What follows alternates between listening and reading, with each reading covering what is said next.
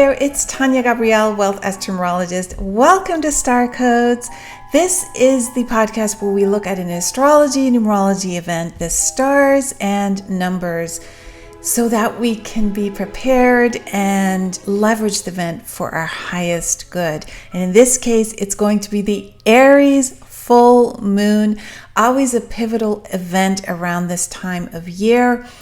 And in this case, the Aries full moon happens on the 29th of September, which reduces to 11. So it's a powerful portal day at 10:57 a.m. Universal Time in London. That's 5:57 a.m. Eastern Time, New York, and 2:57 a.m.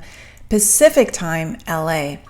Now, Mars, the ruler of Aries, makes two connections, and that's really pivotal because the first one is an opposition we're going to get to shortly, because there are three oppositions in this full moon. Aside from the sun and moon, there's two more. Mars is opposite Chiron, and Mars is sextile Venus. That's the second Mars event. And also, Venus is square to Uranus. And then there's one more opposition we're going to get into later, the third one. But let's start with Mars opposite Chiron, because Mars rules this full moon.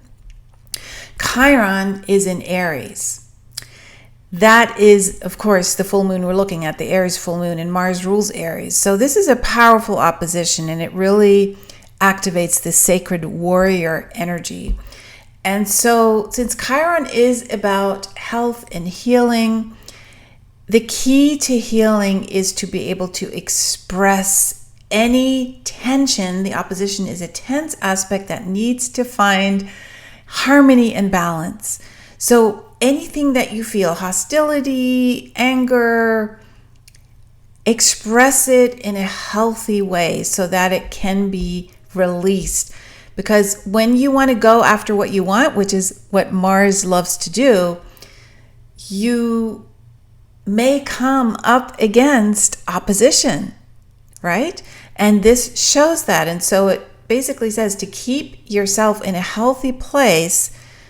You may recognize that you attract people into your life that reflect your unexpressed emotions, which causes tension, and then you have to express them somehow, right? So really it's about learning to assert yourself empowered through the Chiron love energy, because Chiron, the healing that happens through Chiron is, of course, through love.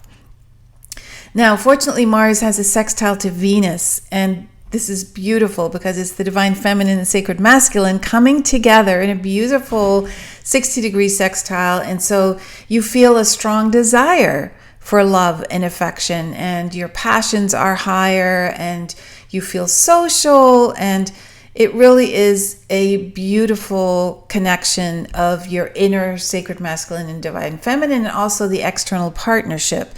So it's easy to resolve issues with others, and creatively you're really going to feel on fire.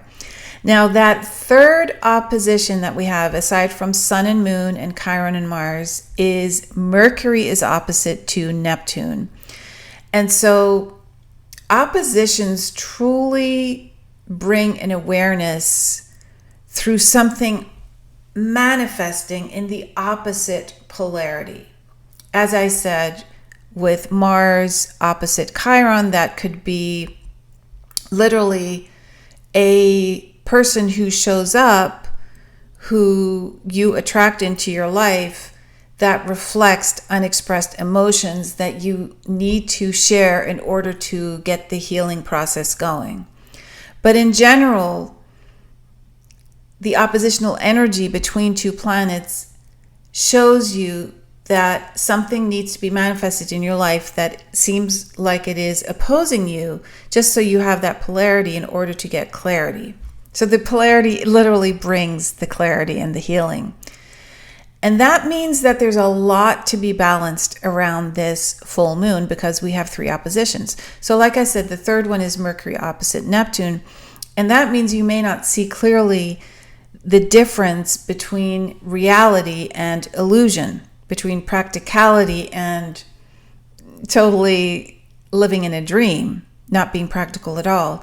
So you want to take a time out for sure around this Aries full moon and leave big decisions for 1 or 2 days later, because this opposition will want you to focus on things that are mystical, to immerse yourself in something that is creative and really utilizes your imagination. Engaging your imagination is key to move through the opposition itself. That means putting on calming music, beautiful music, peaceful sounds, having peace and quiet around you, having beautiful scents, taking a bath, right? Holding a sacred space for you, for your loved ones, and make this full moon a time to relax and to rest. Now, Aries rules the head, and when we're talking Mercury, we're talking about our thoughts. And there are still 6 planets in retrograde. Mercury recently stationed direct, of course, but we have Uranus and Jupiter in Taurus, Chiron in Aries, Neptune and Saturn in Pisces, and Pluto in Capricorn. They're all still retrograde. So this Aries full moon with the sun in Libra, representing the balances, invites you to be consciously aware of the polarities within you. And in choosing to consciously purge what it is you don't want anymore and replace it with high vibrational choices. High vibrational choices are really the key. When we look at the numbers code, we get a bigger inkling of how this will be done. So 9/29/2023 adds up to 27.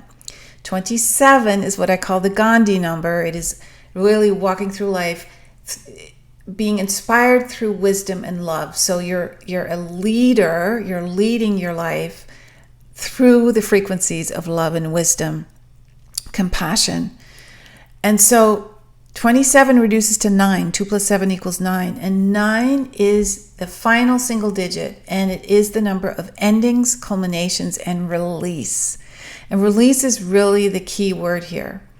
Because as we are able to let go of that which we seem to be fighting, the oppositional energy, we come to terms with it, harmonize it, heal it. Remember, Mars, the ruler of the Aries full moon, is opposite Chiron, the healer. So it's very, very important to listen to your instincts, Mars, and follow that thread of what that thing or person may be that is needing to be replaced through choices that are high vibrational.